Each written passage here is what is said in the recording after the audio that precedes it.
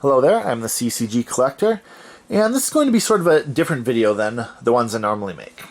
Most of my videos are about the Star Wars CCG, or Middle-earth, or Wyvern, some dead card game like that. But I'm also still interested in, and I actually used to actively collect and play Magic the Gathering.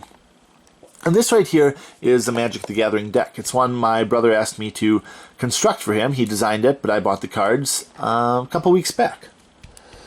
Now, Magic was the first TCG that I liked and enjoyed that a lot of people also liked and enjoyed. I had started out with the Star Wars CCG, but I only had the one friend who played that. A couple people in my elementary school maybe thought that the cards were neat, but no one ever built any decks. Now, Magic was different. Everyone built decks. Some people had multiple decks. The card shops always had the booster packs and so on. So it was a lot of fun. My brother and I first started playing, just borrowing other people's decks, and found what we liked, found the styles, found the colors, and eventually built our own. Now, I was always more of a white weenie kind of guy, soldiers especially. You play little soldiers, you boost them with cards like Glorious Anthem, Shared Triumph, Crusade, and now you have big soldiers that didn't cost a lot but can do a lot of damage. But my brother was always a fan of dragons. Now, his first decks were monocolored, probably, if memory serves, mono red, because that's what a lot of dragons were. But dragons are expensive, as you can tell, and so it's always nice to have a little bit of mana acceleration for those big dragons. So maybe you splash a little black in. That lets you get Dark Ritual, that lets you play cards like Blade of Wing the Risen, which can bring back dragon cards from your graveyard to play, and give all dragons a little extra pump, so that's nice. But as he went on, he discovered cards like the Elder Dragon Legends. Now, again, these are not cards that we knew anything about. We didn't go on the internet and search out things like that. I mean, there weren't dedicated sites for that. It was just, you went to the card shop, you saw something that caught your eye, you went, oh wow, that is a cool looking dragon. What does it do? Oh, that's what it does. Yeah, I want that. I gotta get it. Or you have a friend who says, oh, I saw you're playing dragons. Hey, what do you think about this one? Or have you heard about that one? And so my brother liked them, as I'm sure most people did, because these are quite iconic cards these days. But how do you play something like that, especially if you're trying to maintain black-red? Well, that led to the next big deck improvement, and that is Sneak Attack. And so my brother's deck had evolved from just straight dragons to eventually a Sneak Attack deck. So what is Sneak Attack? What does it do? Well, it's an enchantment. It's a red enchantment, and its ability is choose a creature card from your hand for 1 red and put that creature into play. Creature gets haste, and at the end of the turn, sacrifice that creature. So the really nice thing about that effect is it doesn't have to be a red creature that you play. So now not only can you get these big guys out, these, 10 cost dragons for 1, and, okay, so you only keep him for a turn. This guy has flying, trample, and double strike, and you can give him fire breathing. And you're going to have to sacrifice him next turn anyway. So, 6, bump him up to 7 and 8, whatever, because he only costs 1 red to play him. Now he hits him twice. Now that's 16 damage or 20 damage or whatever very early on. And you can do that. You can get big dragons out like this because they don't have to be red. So you can have the cool cards in your deck. You can throw 7 flying damage at them, and it's all good. So that's this deck. Now, we're just playing casually at this point, so there's no real deck tech beyond what I just said. You're not really, maybe he had a sideboard, I don't recall, it didn't come up here, but maybe you sideboard for something, but there wasn't really anything like that. There wasn't an awareness of a meta of any sort, cards you needed to watch out for. You just built your deck and hoped it worked. Now, of course, you do get a couple of nifty interactions. Like, I think, for example, World Gorger Dragon says when it comes into play, remove all other permanents you control from the game. I'm not a Magic rules expert, but to me, I think that means that if you bring him in with Sneak Attack goes away, its effect is now invisible, and World Gorger Dragon just stays on the field permanently. So whether that's good or not, No, it's up to you, but that's one nifty little interaction. Or you sneak attack a big dragon. Okay, he's out for a turn, he dies. Now you sneak attack, where's Bladewing? Bladewing, and you bring that dragon back for good that you played only temporarily last turn. So a lot of cool stuff you can do in this deck, even if it is fairly basic. So like I said, it splashed black mainly for some extra quick mana.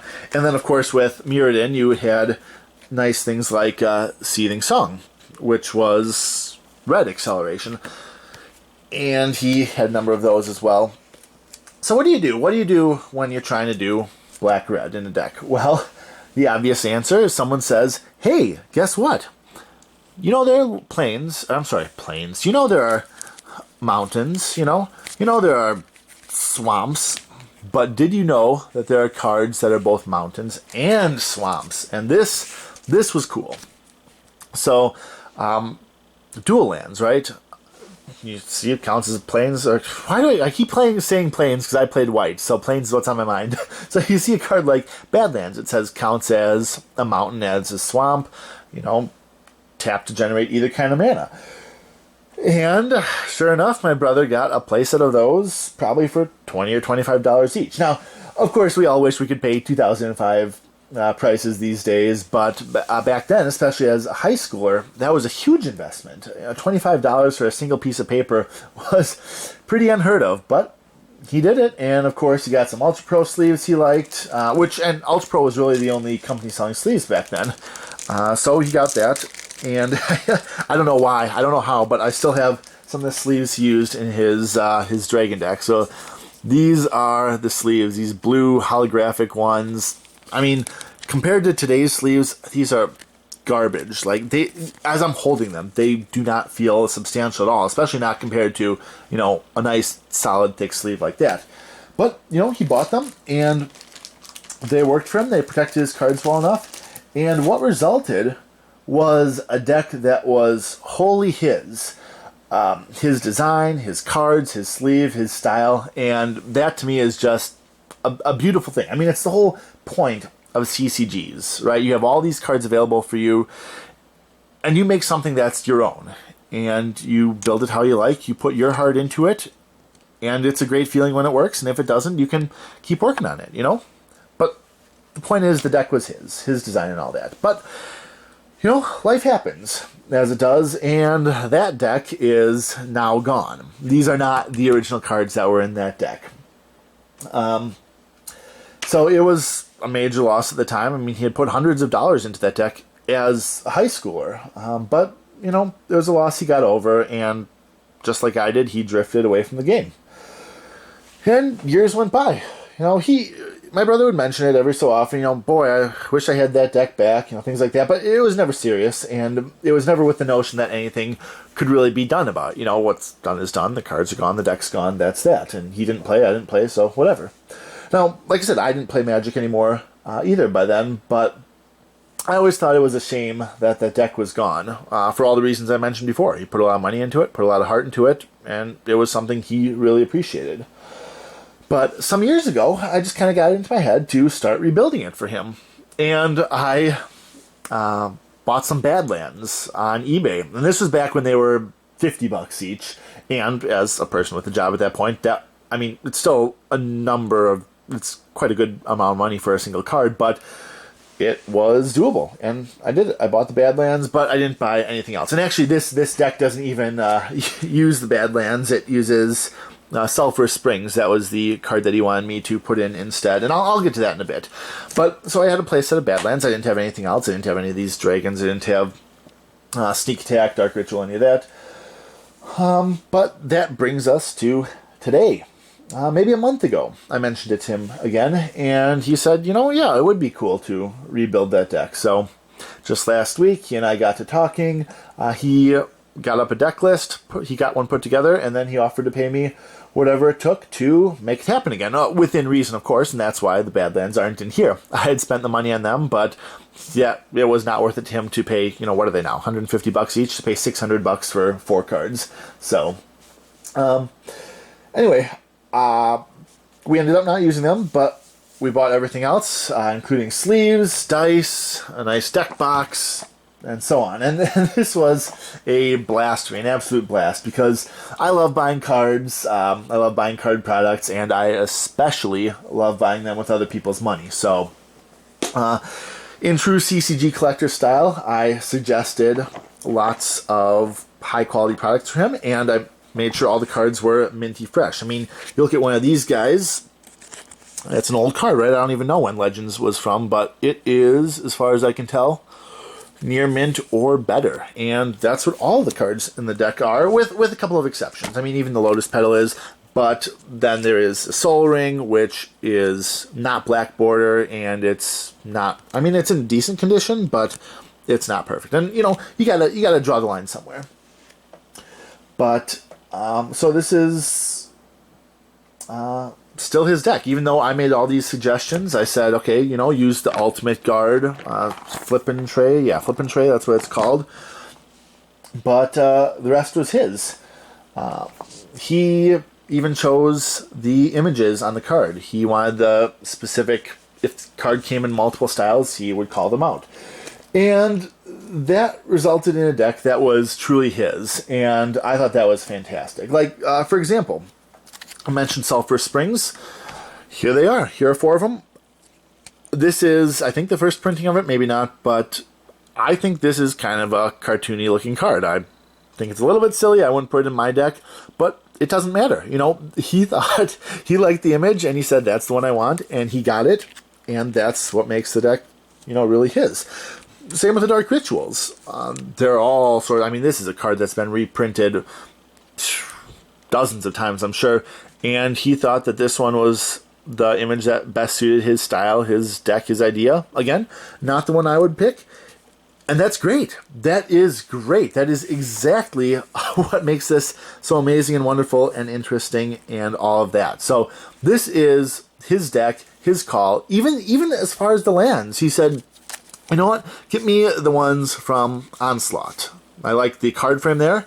The only exception to the card frame is Seething Song, which you can't help. It wasn't printed before Mirrodin, so that's that. But everything else, black border, classic card frame, you know, images that he liked and that he chose.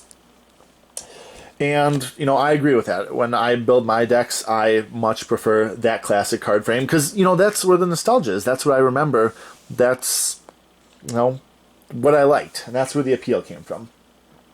So I showed him some good options for card sleeves. And these are actually these limited edition Dragon Shield art sleeves. I don't think I've shown them yet, but this is what they look like. And these are quality sleeves. I mean, Dragon Shield quality, tough. The image is printed on, so you don't need an extra sleeve protector or anything to keep it from rubbing off.